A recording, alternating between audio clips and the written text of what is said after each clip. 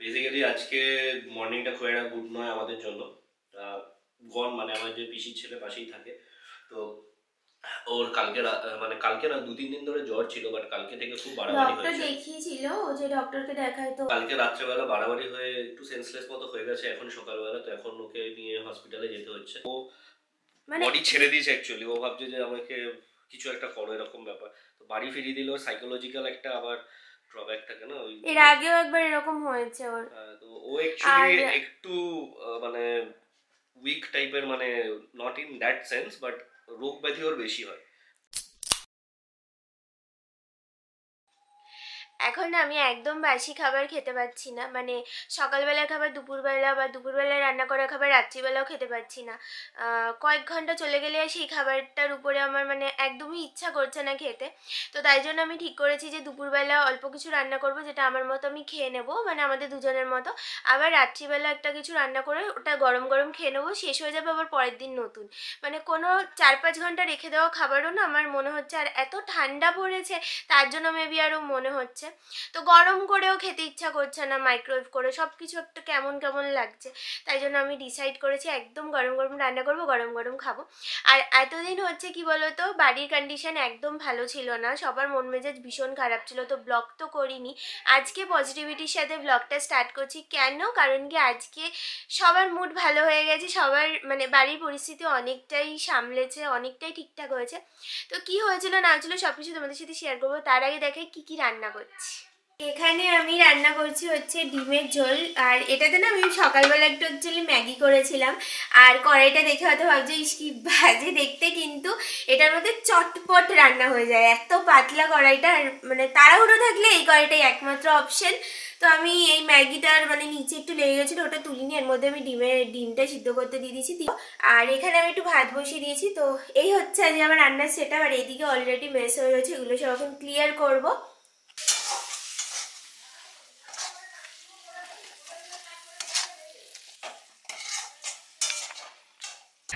চলে এসেছি গ্যারেজে, এখন বাজে দুপুর 2:45 মতো। আর এখন আমরা একটু বেরোবো, ওই যে আমাদের গাড়ি। কতদিন বাদে বেরোলাম আমরা? অলমোস্ট 15 দিন তো হবেই।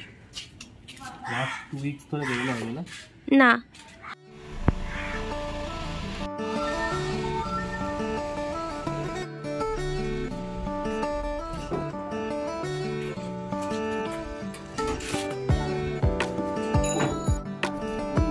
আবার ডাস্টবিনের লিড খুলে মুখটা খুলে চলে এসেছে বলে।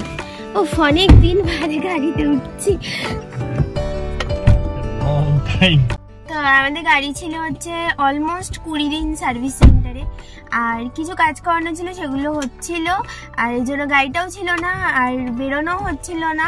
তার মধ্যে কি হয়েছে, অ্যাকচুয়াল ব্যাপারটা হলো গনের লাস্ট ওয়েডনেসডে থেকে প্রচন্ড জ্বর। গন বলতে আমার পিসির ছেলে, যে আমাদের পাশেই থাকে, তোমরা আগে অনেকবার ব্লগে হয়তো দেখেছো ওকে।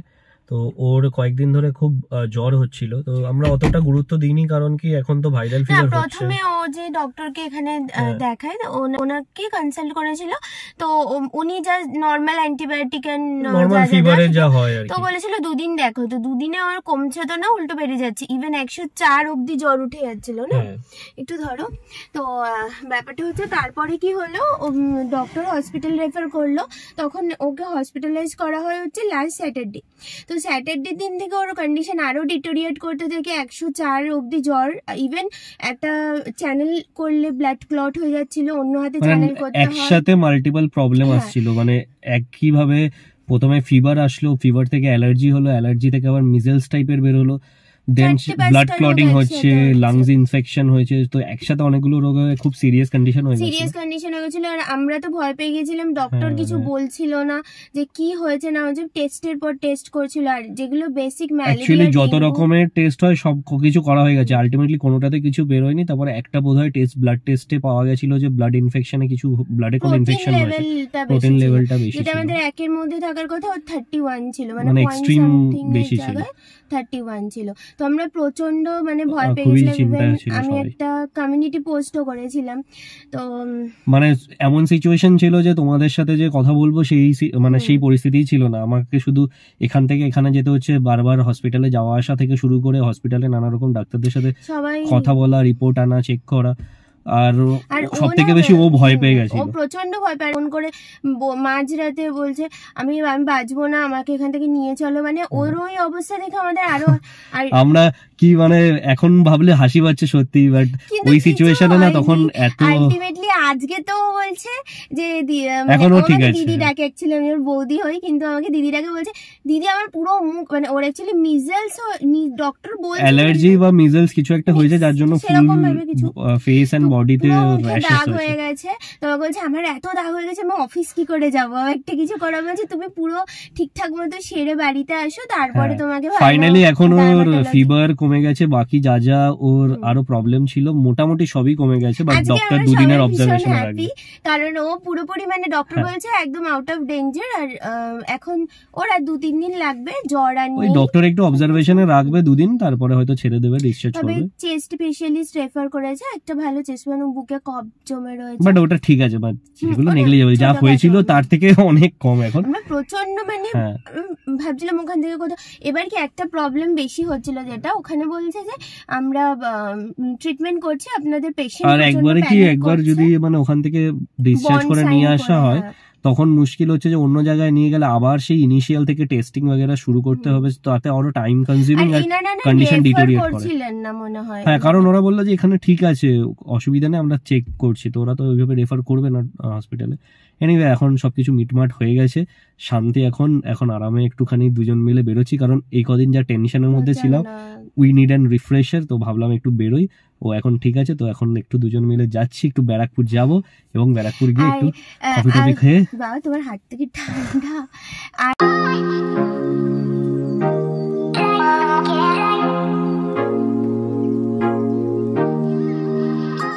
ব্যারাকপুরে যখন আমরা কোনো ক্যাফেতে আসি তো সবার প্রথমে আসি মেল্টিং পটে। যদি এখানে পুরো ভিড় থাকে তাহলে আমরা অন্য কোনো ক্যাফেতে যাই, কারণ এটা আমাদের দুজনের ভীষণ ফেভারিট। আর এখানে অ্যাম্বিয়েন্সটা জাস্ট অসাধারণ। ভেতরে ঢুকলে এখনও ক্রিসমাস ভাইবস রয়েছে, নিউ ইয়ার ভাইবস রয়েছে। আর এগুলো বাদেও মানে সবসময় কিছু না কিছু ডেকোরেশন এখানে থাকে ভালো। আর এখানে না 2-3টা আইটেম রয়েছে যেগুলো আমার ভীষণ ভালো লাগে। আর এটা হচ্ছে ওদের নতুন মেনু। আর আমি তো এখন বাইরের খাবার সেরকমভাবে ট্রাই করতে পারবো না, তাই ও একটা কফি খাবে আর আমি একটা ভেজ বার্গার নিচ্ছি, যার মধ্যে জাস্ট ওই আলু টিকি আর মেল্টেড এগ থাকবে। ওটা আমার জাস্ট দারুণ লাগে। তাও হাফ খাবো আমি ভেবেছি, আর হাফ ও খাবে। তো আমার কফিও চলে এসছে, চন্দনের বার্গারও চলে এসছে, এবার খাওয়া যাক। আর ফ্রাইসগুলো আমি একদম একটাও খাইনি, অনেস্টলি বলছি, কারণ আমি জানি যে এখন এগুলো আমার জন্য খুবই খারাপ। এখন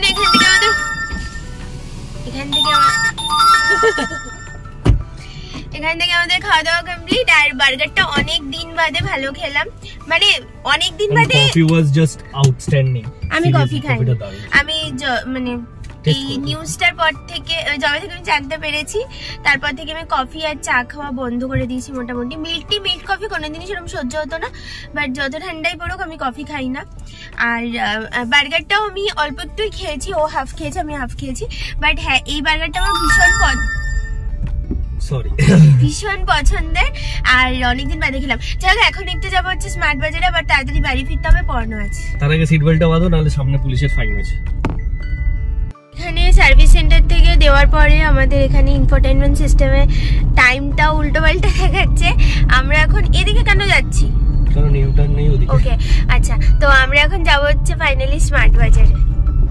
আমাদের এই জায়গাটাতে অর্ধেক ভিড় হয় দাদা বৌদির জন্য, অর্ধেক পয়সা না। তা এখন তো অনেক কম ভিড়, মানে নেই, মানে লোকজন নেই বলা চলে। সেকেন্ড রেস্টুরেন্ট, মেইন রেস্টুরেন্টটা তো এই দিকটাতে, ওটাতে আরো বেশি। তারপর দেখতে পাবে ভিড় কাটে।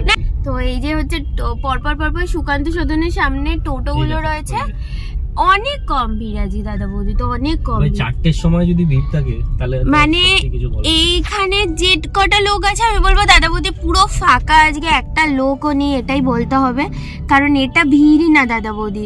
মানে 4টের সময় কে খাবে বিরিয়ানি? সেটাই তো আমিও তোমাকে বলছিলাম যে এখন ভিড় নেই, ফাঁকা। আমরা গেছিলাম স্মার্ট বাজারে দই দুধ এগুলো কিনতে, গিয়ে দেখি ম্যাক্সিমাম জিনিসের উপর 50% ডিসকাউন্ট, যেরকম কিচেন ইউটেন্সিলস, কসমেটিক্স, ক্লোদিং সব কিছুর উপর 50% ডিসকাউন্ট ছিল। আর আমি গিয়ে না একটা প্যান কাড়াই নেবো ভেবেছিলাম, বাট এটা খুলে দেখি, এটা ভেবেছিলাম আমি প্যান কাড়াই, বাট খুলে দেখি এটা একটা মোমো মেকার। তো যাই হোক সেটা আমি পাইনি, বাট আরও টুকটাক কয়েকটা জিনিস আমি বাড়ির জন্য নিয়েছি, মার জন্য নিয়েছি। তো এখানে আমি এটাও দেখছিলাম, বাট এটা একটু বেশি বড় ছিল, এটা আমার দরকার নেই। তো আমি বিরিয়ানি বানানোর জন্য মানে দম বিরিয়ানি বানানোর জন্য একটা কিছু চাইছিলাম, আর এগুলো অলরেডি আমার কাছে ছিল ননস্টিক ফ্রাইং প্যান, বাট ভীষণ ভালো ডিল পাওয়া যাচ্ছিলো, জাস্ট মানে কি বলবো একবার মাস্ট ভিজিট। আর আমি এখান থেকে আরও অনেক কিছু নিয়েছি, আর আমার তো ভীষণ ভালো লেগেছে এখানকার, মানে তোমরা যারা ব্যারাকপুর আশেপাশে থাকো তোমরা একবার ভিজিট করতেই পারো। আর আমরা এখান থেকে ভোরে শপিং করে নিয়ে এখন যাব হচ্ছে বাড়িতে। অনেক শপিং করা কমপ্লিট আজকের মতো। আমাদের স্মার্ট বাজার থেকে যা যা কেনার ছিল কেনা কমপ্লিট, এই যে পেছনে যা যা কেনার ছিল কেনা হয়ে গেছে, বেশি শপিং হয়ে গেছে। আমি এই কুশনটা কিনেছি আজকে, এই কুশন মানে পড়তে চলে আসো 6টার সময় অবনি। তো আমি স্মার্ট বাজার থেকে বেশ অনেক কিছু কিনেছি, তার মধ্যে এটা হচ্ছে একটা, এটা ধরো একটু, তো এটা হচ্ছে একটা ওই কি বলবো চা টি প্যান কাইন্ড অফ হোয়াটএভার।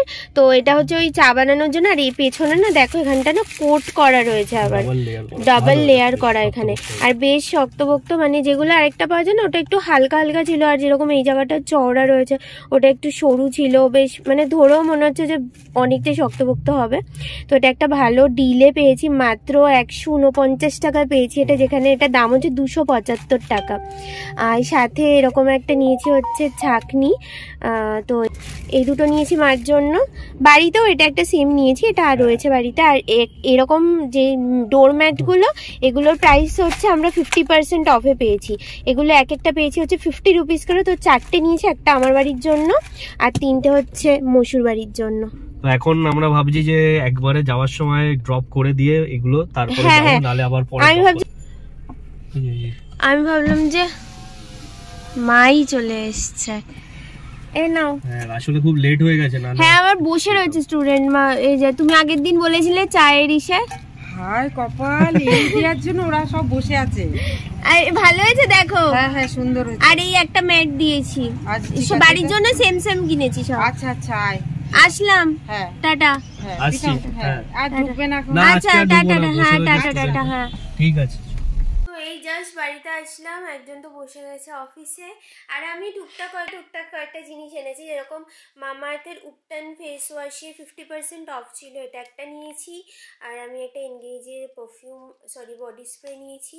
আর এটা একটা ও কেন নিয়েছে, এটা কেন নিয়েছো গো? আরে লাইটার, ওই আমাদের তো অটোমেটিক গ্যাস অন করার, তো একটার অটোমেটিক গ্যাস অন করার মানে একটা ওভেনের খারাপ হয়ে গেছে, বোধহয় বার্নারটা একটু কিছু হয়েছে প্রবলেম, তো ওটা নিয়ে আবার যাবো, তার জন্য একটা কিনে নিলাম।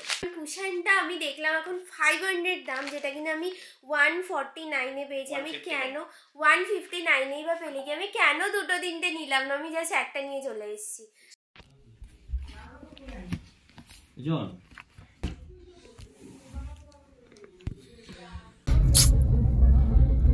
তো এই জাস্ট মানে পরিয়ে ছাড়লাম, আর আজকে না আমার অনেকটা লেট হয়ে গেছে, 8:30 বেজে গেছে, আর এখন বাজে হচ্ছে 8:40। তো এখন যাচ্ছি হচ্ছে গাড়িটা রাখতে, আর গাড়িটা গ্যারেজ করে তারপরে কালকের জন্য নেব হচ্ছে পনির, আরও একটা দুটো জিনিস নিয়ে তারপরে বাড়িতে আসবো। একটু হাঁটা